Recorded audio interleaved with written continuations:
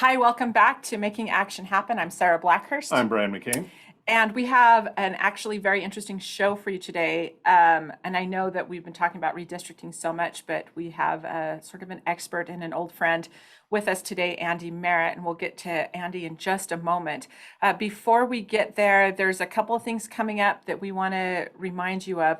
First of all, if you're an Action 22 member already and you have an event coming up, let us know about it and we'll help you promote it. We'll send it out in email, in our email blast. We'll also talk about it on the show. We really want everybody to have a very successful fall. The first one that's coming up is, of course, the legislative barbecue that the Pueblo Chamber puts on every year.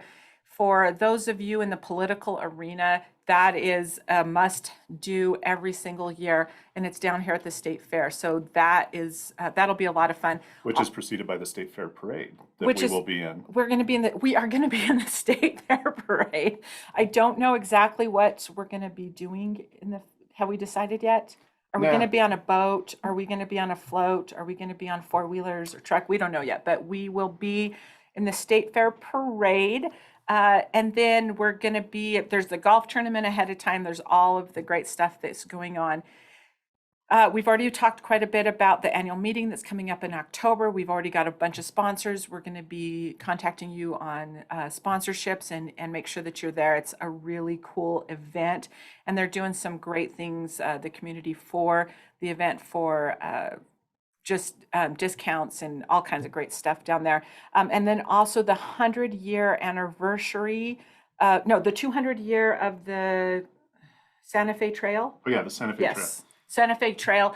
They're celebrating that the end of September. And Dana Crawford, who is doing some work down there, who's an Action 22 member, and she's been on the show before.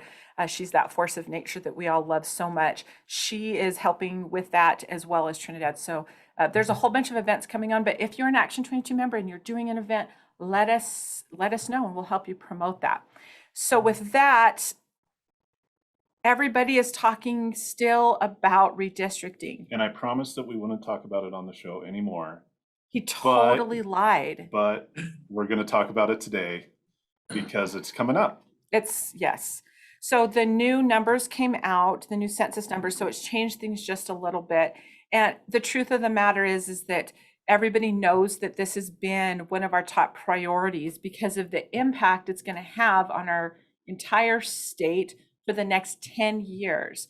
And so while we are weary of the discussion because we know what needs to happen and we've already talked about it, regardless, there's some new stuff that has come up, but the question has come up of why we should be so concerned about this. And in my opinion, that's an important discussion to have because I wonder if the who of representation, because it's all about representation, I wonder if the who of the representation part is getting in the way of the how and what of the representation part. So our good friend, Andy Merritt, is joining us today to have this discussion. And Andy goes way back with Action 22. He goes way back with Brian. He's been a tremendous friend and also a lot of advice, a lot of good stuff as soon as I started with Action 22, because he used to work for Senator Gardner. But there's a whole big history of who Andy Merritt is. And so, Andy, will you, for our listeners, just begin by introducing yourself, giving us a little backstory on the O'Neill Group, who you are now with, and all of that? Sure. Thank you very much, Sarah and Brian, for having me today and for having this important topic. It's something your listeners definitely need to continue to pay attention to, and more importantly, engage in this process. My background, as Sarah and Brian have said, I've known both of them now quite a while. I have been involved in the political realm in Colorado since the 1994 election cycle. My first engagement being around some events that then Congressman Scott McGinnis was hosting down in Pueblo, because the job I had at the time, I worked in Pueblo, Colorado Springs, and Buena Vista. And so I got to cover Action 22 territory. But I've worked over the years for a number of members of the congressional delegation from Colorado, starting with Senator Hank Brown, then went to work for Senator Wayne Allard as his state director, was district director for then Congressman Mike Hoffman, and as I said, most recently, state director for Senator Cory Gardner. So I've had the privilege to spend time all across the Action 22 territory, and it is just a fantastic territory with a lot of great people. The O'Neill Group company that I now work for is probably the simplest way to say is we're a management acquisition company. We have a lot in our portfolio. We have both commercial and residential real estate in the portfolio, including some both not just here in El Paso County, but also down in Pueblo. And we also have a host of commercial companies that we own and operate, things from a lighting company to medical waste disposal, all the way to a number of defense-related companies. So we're pretty diversified. We do all kinds of stuff, and we have a lot of fun doing it. And for the record, Andy, you were the guy that got me in this line of work. You were my first interview. I had no idea what working in a Senate office was for Senator Allard. I think I knew somebody that knew somebody that knew somebody, and my resume got to you. And I remember I was actually living in Castle Rock at the time, and I drove down to Pueblo, and we just interviewed up the hall here in the Thatcher building. And I think I interviewed on a Friday and started on Monday after that. And I think it's worked out well for both of us. Yes, Brian. it has. Yes, it has. And I appreciate that. Thank you for taking the chance on me. So let's talk about redistricting for a moment. Again, Action 22 has been having this discussion for a year now. We started having it in our board meetings a year ago. And the discussion from the very beginning was about how our entire state in its entirety should be represented on the congressional level. The thing that I think that we talked about from the very beginning was, and the how part of it is, and over the who part of it is, we needed to have a strong voice for our rural communities. It's something that it's been diluted. We've had to compete. We've had strong urban centers that some of our rural communities have competed with, but it's so much more than that. There's so many implications that go into that. And Andy, I understand that you have put together sort of some discussion items on the how part of representation and all the implications that we're letting the political voice override the hows and whats of that representation. So can you talk a little bit about why our listeners should even still be engaged in this discussion? Yeah, and so let me just step back just a small bit to the genesis of where we're at today with the process, which is the 2018 election and amendments Y and Z at the time that the voters passed. And why did the voters pass it? Because they wanted the process, they wanted this redistricting process, which had always been heavily politicized, Right. to be depoliticized a bit and to have it done by folks that didn't have a personal stake necessarily in each piece of it, and also split the power, if you will. So the commissions that were stood up were supposed to consist of 4 Republicans, 4 Democrats, and 4 independents. So no one party could control the process or dominate the process. And then they set up some very specific requirements for the commission, both in how they function in terms of they're required to have 3 hearings in each of the congressional districts across the state of Colorado as part of the process. So the hearing coming up that you're talking about is part of that process so that they can hear from a variety of interests across the state. And then it also gave them certain requirements about equal population, which is generally a constitutional requirement, trying to maintain contiguous geographic areas to avoid some of the just horrific gerrymandering that has occurred from time to time. Not as bad in Colorado historically as it has happened elsewhere, but it has compactness of districts, trying to create some more competitive districts. So they gave them a number of criteria. And one of the things they expressly said they can't do, which is consider income protection of incumbents. So they are prohibited from protecting incumbents or candidates in this process, which I think is a really good thing Yes. that we have, because it shouldn't be about the people, as you say. The process should be divorced from the people and be about trying to get the best solutions. So that's kind of just some of the basic pieces that were put in place. And I think we're seeing some positive effects of that. If you look, say, on the state legislative side, the initial maps that the staff produced ended up throwing a lot of incumbents together in the same districts because they did not pay attention to where they live. On the congressional side, with only 7 districts, the odds of that happening were much slimmer, and it didn't happen. They're all in separate districts. And they added they made basically the additional district, they made competitive so that we would have an additional competitive congressional district. But the interests, what we're seeing now is a lot of people getting engaged in this process for the sole purpose of trying to shape it to partisan advantage. Mhm. And that's the problem, because when it's about partisan advantage, then a lot of people get lost along the way. And that's why the voices of your listenership, the region Action 22 covers, is so important in this process, because people speaking out on behalf of their interests, their issues, their needs is what should be driving this. So for rural communities, obviously, you don't have the population numbers in our Right. rural agricultural communities, especially in the West Slope and the Eastern Plains. And if those two pieces become pawns in the process, then you're going to have members representing them where the bulk of their population is an urban area, and they Right. have some rural areas. So where is their time going to go? Their time's going to go, and their interests and their issues are going to go to where the votes are.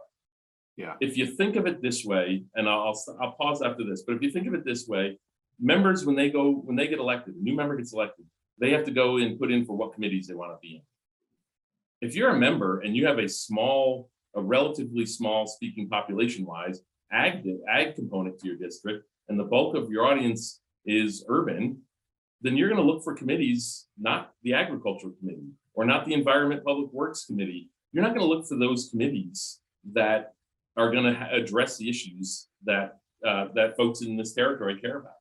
And so your issues, you're most effective as a member of Congress in the committees that you're on. That's where you have the most influence. So if our members in Colorado aren't selecting those committees because the votes aren't there in their districts, then the interests of this territory are going to suffer greatly.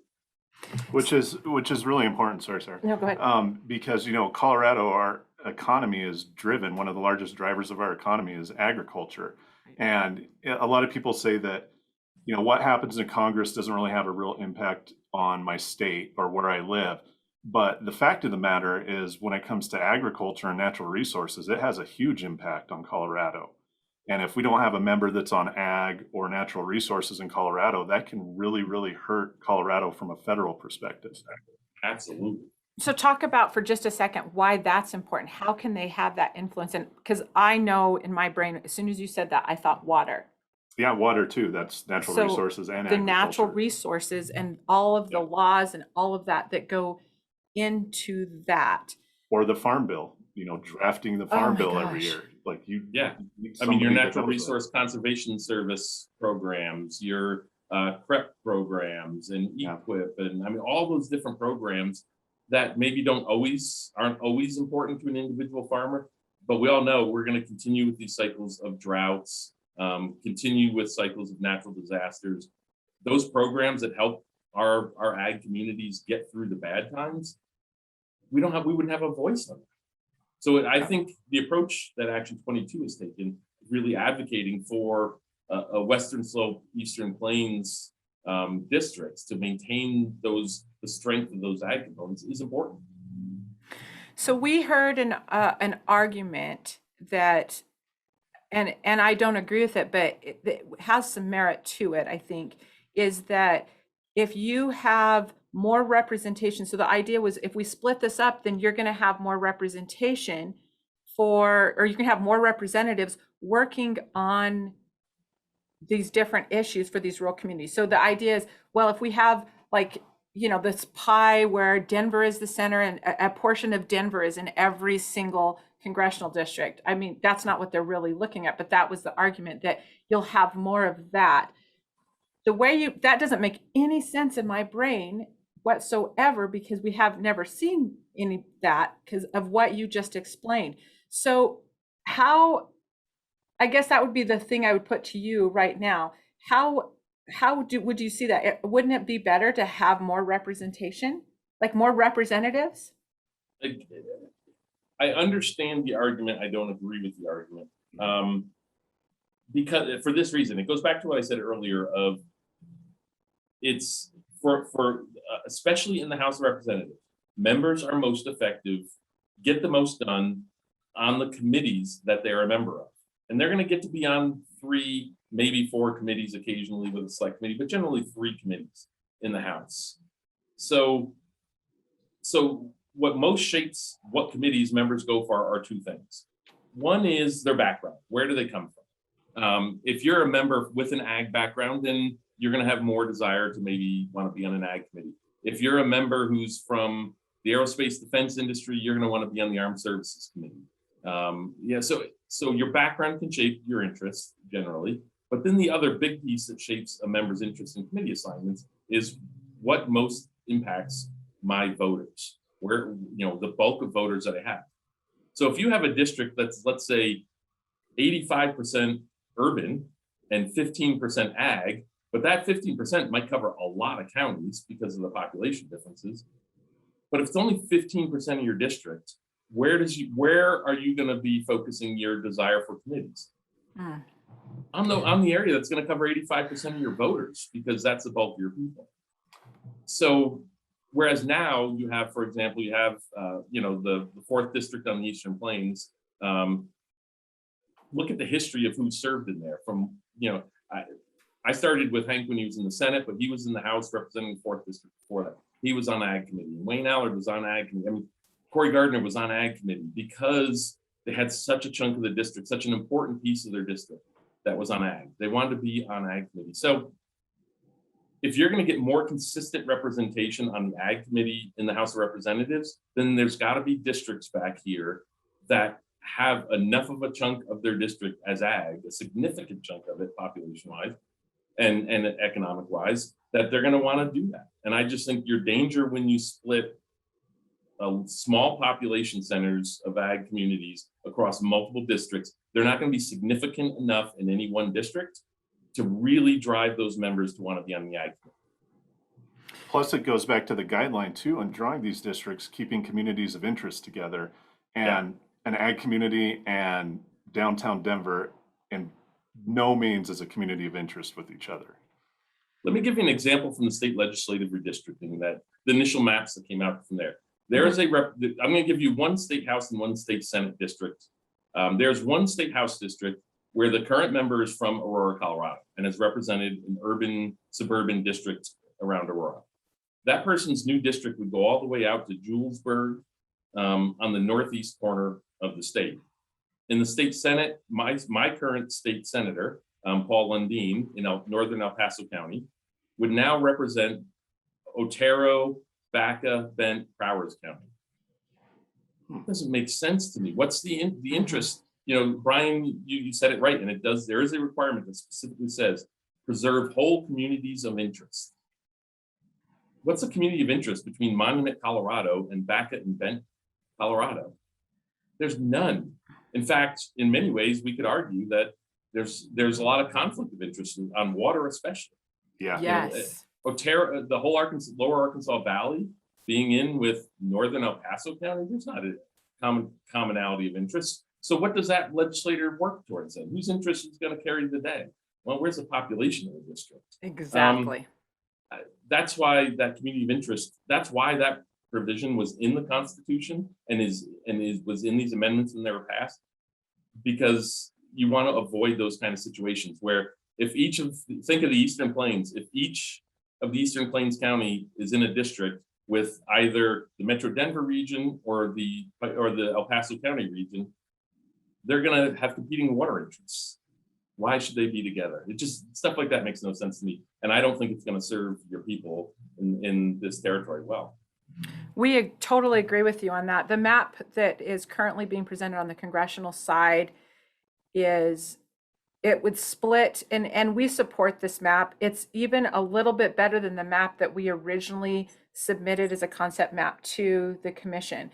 But it really divides it along the continental divide.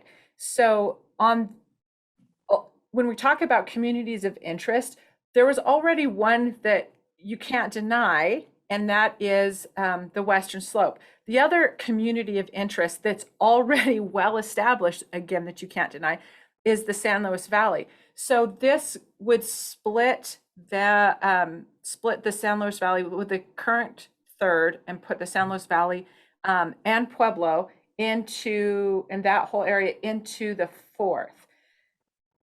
So we like this, but right now the pushback that we're hearing a lot is to go in a different direction and do north and south and cut the state in half, north south, and have those two be districts instead of an east-west district. What did you think? What do you think of that? You're not really preserving community of interest, because you're splitting the West Slope then and the Eastern Plains north and south, which means I think what you're going to see is you're going to get the northwest corner of the state then lumped in with the Denver metro region, the northeast corner of the state lumped in with the Denver metro region, because to get the population numbers required, they have to. And then the southwest corner is going to probably maybe even have to go into Metro Denver as well. And I would imagine you'd have to put El Paso County with Southeast Colorado. And again, I mean, one of the biggest issues now and going forward is water. You guys mentioned it. Mm-hmm. That's mixing water interests tremendously. But where does the bulk of the population in those districts come from? It's going to come from metro areas that are all trying to get the water that all those different regions are trying to preserve, so they can maintain their way of life that has historically existed. Well, and that's the big issue I think that we're hearing, or the big concerns that we're hearing from our Action 22 people in the southeast part of there's a real danger in this, protecting their water rights, but also what we call, I don't want to say it because it's going to make some people mad, but it's water speculation. There's a lot of water speculation, and these guys don't have the protections. But we know that, for example, Fountain had to shut down some of their construction projects earlier this year because they didn't have the water. And so now Colorado Springs is very much looking for other sources of water. But that was one of the other arguments that we heard, is that because of the water issues on the Western Slope, that it should be like those southern district, it should be a southern district. They should keep them all together. But that again didn't make too much sense to me, because I don't think that the water issues on the eastern side of Colorado are the same as the water issues on the western side of Colorado. Am I wrong in that? No, you're 100% correct. They're very different. So and again, it's along the Continental Divide. So let me ask you this, and because you've been in it for a really long time, and Brian and I hadn't even thought about it. And of course, Brian brought it up. It's about that representation, and representatives actually connecting with people, with their constituents, with Coloradans, when they're back from DC and they're going to visit. And I was on a trip with you and Senator Gardner a couple of years ago, where it was 18 hours and 800 miles or something we did in one day, and it was all along the Eastern Plains. How does that impact? How does the Continental Divide impact what a representative is able to do if you do it that way? Well, I know Brian can comment on this real well too, having worked for members representing both Pueblo and the San Luis Valley and the Western Slope. There's just obvious basic travel issues. When you think the Continental Divide, it's a barrier for travel in the wintertime. Whether it's I-70, the Highway 50 corridor, the 160 corridor, going over Wolf Creek, the Continental Divide is just a natural barrier to travel east to west in the wintertime. It's less of a barrier going north to south in that same period of time. So if you're on the Western Slope during the winter, it's not so hard to travel up and down the Western Slope. It is hard to travel east to west across. and you're just going to face more issues. I mean, you think I-70 with ski traffic and just going I-70 back and forth in the wintertime is terrible. So, a member representing the West Slope often, and Brian can comment on this, they have the option, they can fly into Grand Junction or fly down into Durango, and we would do that on the Senate side. When the weather turned bad, we'd fly them out there and then rent a car and drive up and down and visit those kind of counties. Same thing on the Eastern Plains. You can easily go north to south on the Eastern Plains in the wintertime. Not a problem at all. We did it all the time.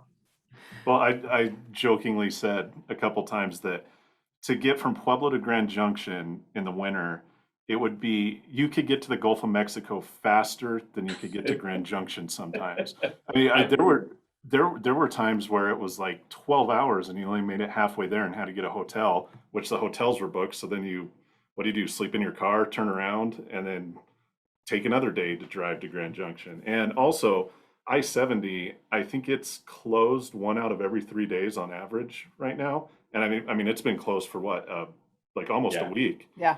2 weeks. So it's just impossible in the wintertime. And even in the summer, I-70 closes weekly.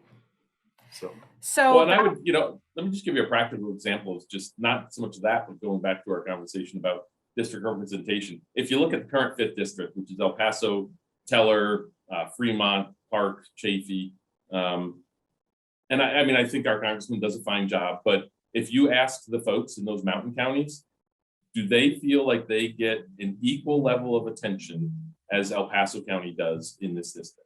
Yeah. I can guarantee you're not going to find a person over there who's going to say, oh yeah, we do.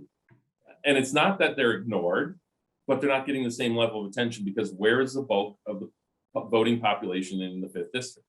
It's in El Paso County. I think that's why the commission staff with the first map that came out, in preserving what you guys said, the Eastern Plains and Western Slope district, they put El Paso in a whole district by itself because the population is there. And guess what? That is a commonality of interest across El Paso County. We're in the same economic sector where, water issues are the same. So it just makes a lot of sense. So that's just, to me, one practical example of the current map and what you would have if you now, let's say you split El Paso County in half and put in a bunch of rural counties from San Luis Valley and the mountains in with one half, and then take a chunk of the Eastern Plains in with the other half. They're not going to get the same level of attention. No, right. It's not.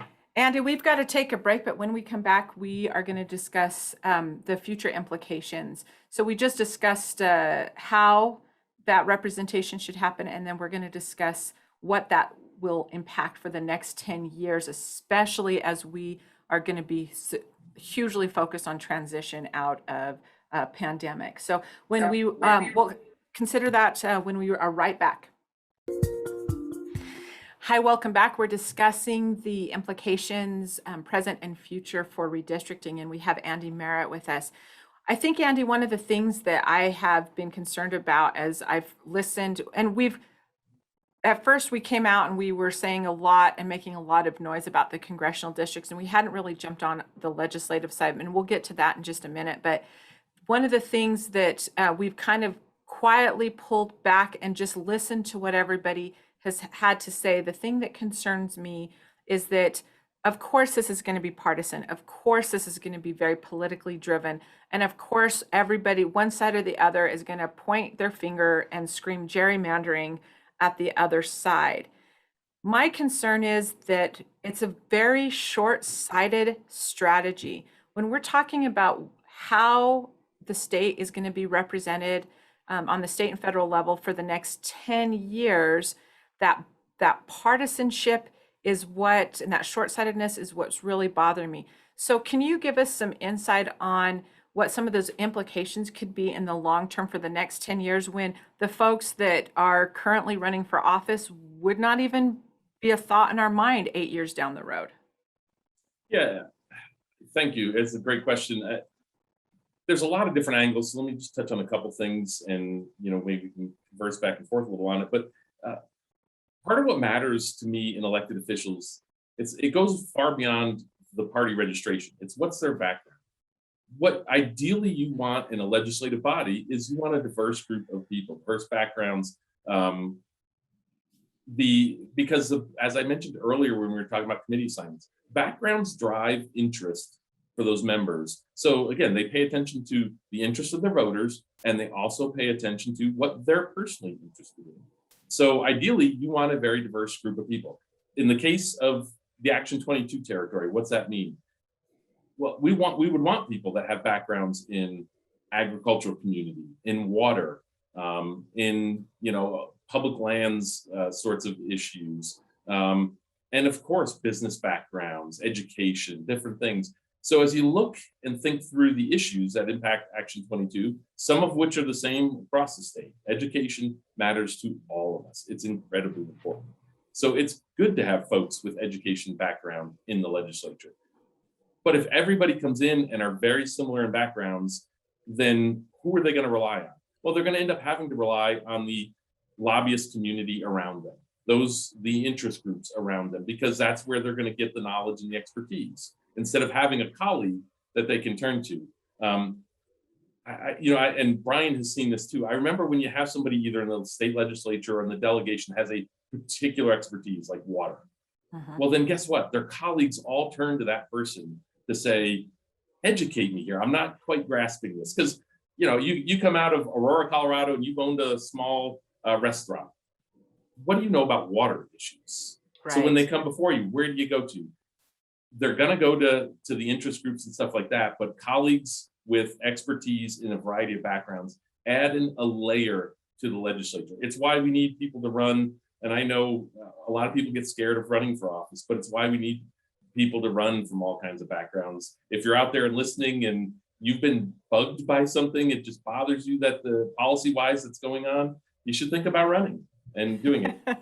Because we just need that. And so redistricting goes beyond just the party aspect of all this as to why you want these different kind of districts covering that, why community of interest matters so much, because you're going to more likely generate people with expertise in the issues that affect that community of interest when they're retained together. Does that make sense? No, it makes total sense. Nobody has explained it better, because I think about this kind of thing a lot and nobody has explained it better. But you mentioned at the beginning of the show that you've actually been in the arena since 1994. So just really quick, along what you just said, were there any issues in 1994 that you would say, oh, that's a Republican issue or that's a Democrat issue, and it sort of has morphed into something different in that, since then? Wow, that's a great question. I don't know. Brian, you want to jump if you think of one too? Please. I honestly think that education, right? Because education traditionally was driven more by the Democrat side, the unions, that tend to lean Democrat.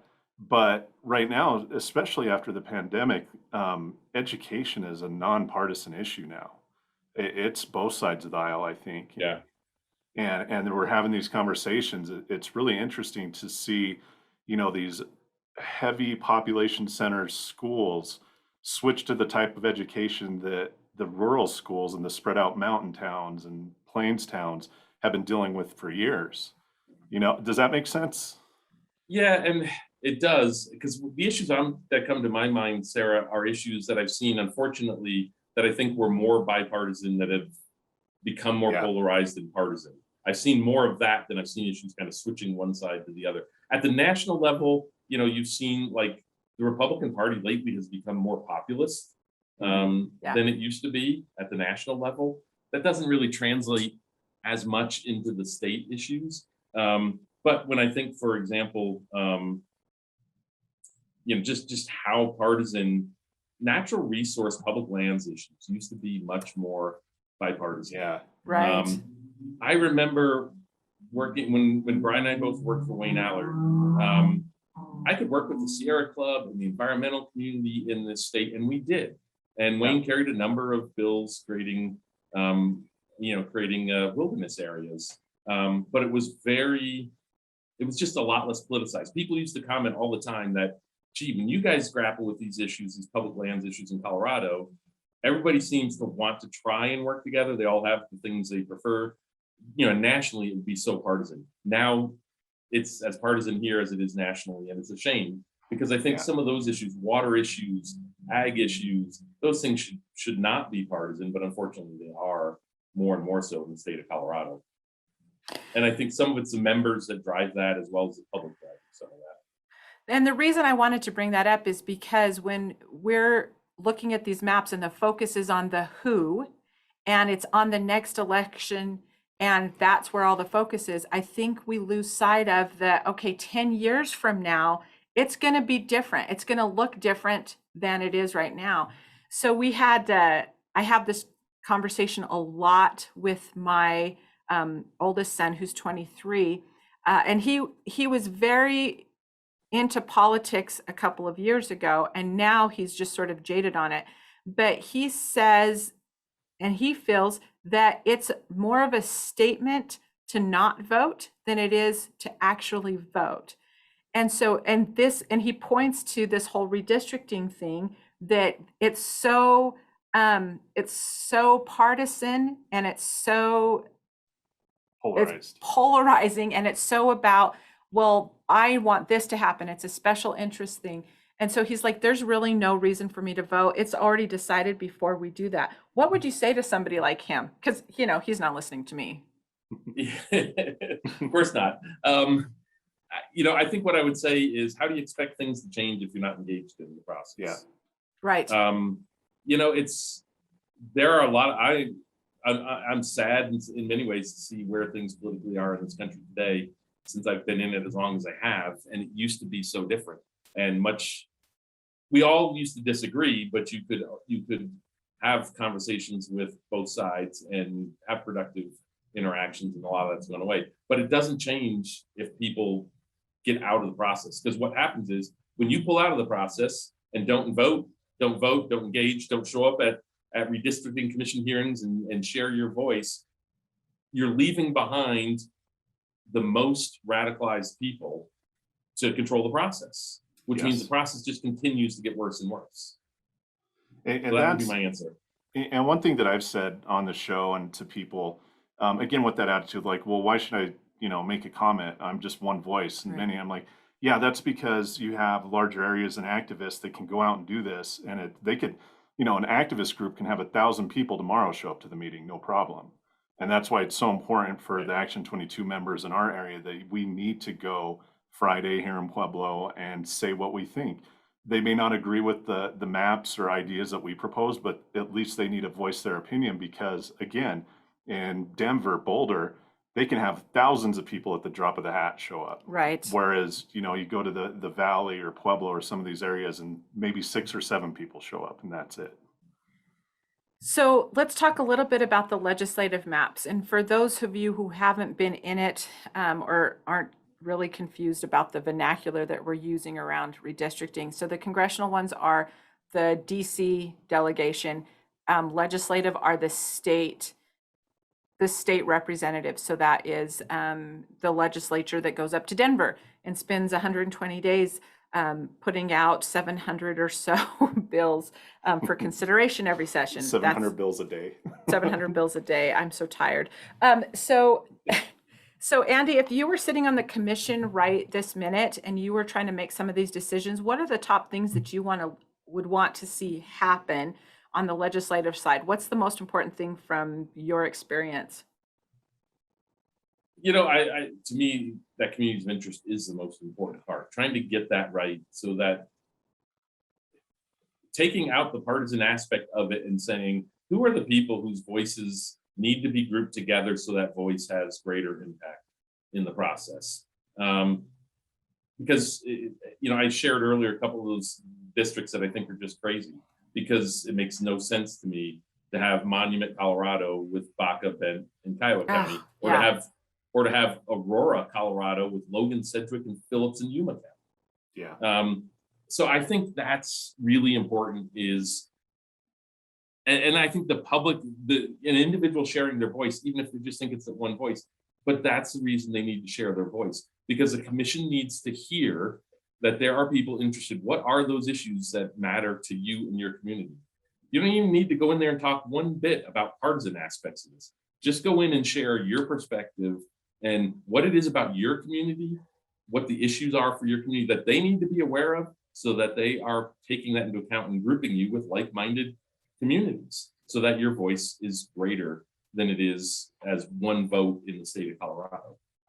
And I'll give the commission credit because they do pay attention to it. You know, Yeah. when I gave my comments and was grilled for 45 minutes on it, just a few little things that I didn't think they would pick up, they actually picked up and asked a lot of questions about that. And I was honestly impressed. So one voice does make a difference when you go to these. I personally know a few folks on these commissions, and I will tell you they are honorable, well-intentioned people.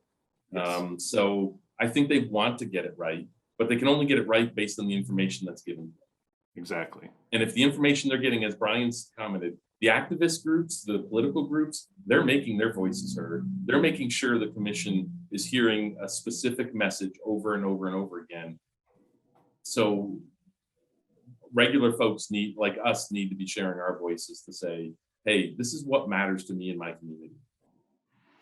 So Action 22, for the record, is saying over and over again, we haven't diverted at all from our original messages that we need 2 purely rural districts, and because right now the rural districts, here's the other thing, and Andy, correct me if I'm wrong on any of this, but 85% of the state is rural. It's considered rural or frontier. There's literally federal definitions for what rural and frontier is. 85% is rural or frontier, but that's where our energy and water and ag are all coming from. So your food, energy, and water are coming from 85% geographically of the state. Is there any reason that you can think of to not give 2 purely rural districts out of 8? No, not when you look. Yeah, I mean, you can look at it from a lot of different angles. The percentage, 3rd largest economic sector, just the sheer volume of the land. There's a lot of different angles you can look at it from that would all say, no, that would make complete sense. I always laugh. I live in northern El Paso County, so I go to a farmer's market in Monument, and I laugh at the people that are there. They never think 1 second. They all will say, oh, I want, farm fresh foods, and I want direct from farm to me, and that's why I come here. But none of them think for a second where that food is actually coming from. And so the only ones who think about it regularly are the people living in your counties, in this territory, on the West Slope and on the Eastern Plains. Yeah, those folks think every day about where this comes from because they live it. It matters.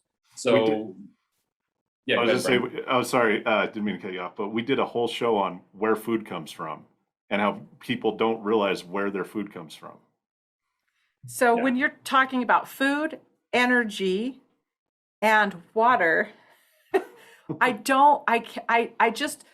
wanting to know if there's anybody out there that could really give me a good reason why not to give 2 of 8 purely rural districts. The only good reason for that is if you focus on the who and not the why.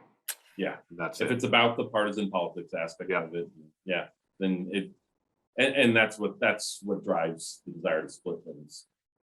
So I'm gonna before we let you go in just a couple minutes, this has been one of the points of contention that have come up several times, and it's that whole aspect of keeping things competitive. We felt, in the maps that we originally put out, was that El Paso County had enough population to have its own congressional district, and there's a lot of people that feel like that is not that wouldn't be a competitive district. They think that El Paso County should be split up. Give us some your perspective on that. Yeah, it makes me laugh because when that conversation occurs, and I've heard it and hear it, Denver is the most partisan community in the state, basically. Denver, the congressional district, that would be a Denver Center district. So no, they never say, let's split Denver up. Denver would be a 56, if you look at the results from the 2018 Attorney General election, the Democrat Attorney General won in Denver by 56%. They didn't get 56%, they won by 56%. In El Paso County, if you look at the numbers for El Paso County, it was a 20% margin for the Republican candidate. So El Paso County, and it's changed a lot. And I think it's part of the mistake of looking at the partisan aspects is things change over time. If we go back to the mid 90s when I started, you know, you had a Republican governor. All statewide offices were Republican held at one point. The legislature was controlled by Republicans. Now it's completely flipped. Politics changes over time. That's the short-sightedness of doing redistricting based on partisan advantage. Interests change. People are moving in and out of the state all the time. The issues change in the state. So it's laughable that Denver should stay whole, but Colorado Springs and El Paso County, which is changing, frankly, it used to be more Republican than it is now, but they want to split that because of it's too safe a Republican district. Actually, in the maps that the legislature and that the commission drew for these first maps, District 4 was more Republican than District 5, which is El Paso County. Yeah. So Right. Forget the partisan aspects of this. Let's do what's right by the people and their interests, not what's going to just give us the best partisan advantage. What's driving it is they didn't like these the staff drawn maps because the districts would be 4 Democrat safe districts, 3 Republican safe districts, and 1 swing district. Well, I love the idea of us having a swing district. I think that makes sense. If we're getting a new one, let's make it a swing district. Right. But what some folks want, and the reason they want to split El Paso County and draw these things differently, is they think there should be 6 Democratic districts and 2 Republican districts. What's the interest of the voter there? It's not. Yeah. No. It's not interest. And again, constitutionally, if you look at the requirements that the voters passed into law in those amendments, you will not find partisan advantage anywhere in there. It does add a criteria for competitiveness, but that is the last and lowest criteria. Yeah. Yes. So the voters spoke, the voters created this process. The voters said, we don't want it to be about partisan. We want it to be about these other factors, community of interest. And these folks want to ignore the voters and just make it about partisan. And honestly, and we'll let you go after this, 4, 3 in a swing, that's actually pretty competitive Yes, as a whole. as a whole. Yeah. Just saying. So it all comes down to this, and this has been my favorite question of late. Are they serving party or are they serving Colorado? And I've got to say, Colorado has to take precedent over any party, anywhere, anytime. We will not fight against our state. Well, Well, the other thing I would push back on is if you think about, we just said the 4-3-1, but when you add in the impact of 2 senators in Congress, that means you would have 5 Democrats, because both Senate seats are Democrat held. You'd have 5 Democrats, 3 Republicans, 1 swing district. I think that's pretty reasonable for Colorado. I do too. Yeah, we agree. Thanks for coming on the show, Andy. Appreciate it. It was good hearing from you, and we'll be talking soon, sir. You're Andy- welcome. Thank you for having me, and appreciate what you guys do to advocate for our whole region down here in the southeast part of the state. So great to see you, Andy. We'll talk soon. So here's the deal. The commission's been doing hearings. They've been doing them around the state. They've done there's one that's happening in Pueblo tomorrow. Tomorrow, 7 p.m. 7 at CSUP. Okay. And we'll send that out in an email to everybody so that they can come. And you're right when you said earlier that they are very much engaged, even written comments. They're reading every single thing. They're talking about, here's what we're hearing. So it's 7 o'clock on a Friday night is not really fit into your schedule, or you don't really think that it matters if you show up or not, it absolutely does. And if you can't show up tomorrow to make your voice heard, or you can just go on and there's a link if you go, if you Google Colorado Independent Redistricting Commission. There's a link where you can put your written comments. And this is one thing that I'd advise people to. If you're getting your information from a certain group, whether it be a political group or an activist group, they'll have a form letter for the comments. I would encourage you not to use a form letter. Use your own words. Yes. And say why it matters and why this is important and what you want. Don't just copy and paste the form letter because, if you get 1,000 form letters, it's coming from a group. Right.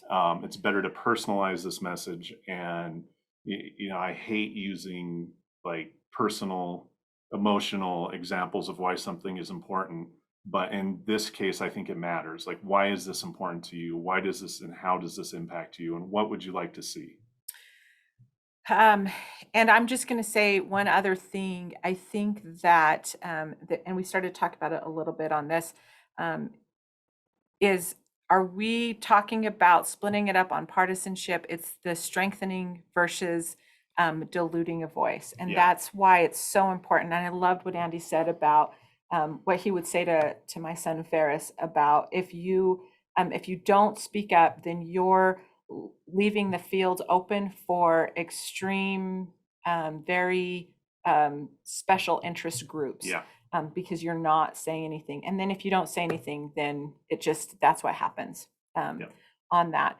So we're going to be there. If you want to talk to us a little bit more about redistricting or any of the other issues that are coming up, we're working on a whole lot of things. We're trying to have discussions on how ARPA funds can be accessed. That's the American Recovery Act or American Recovery Plan Act. Yeah. We're having a lot of high-level discussions with decision makers on that right now, and we're going to get you.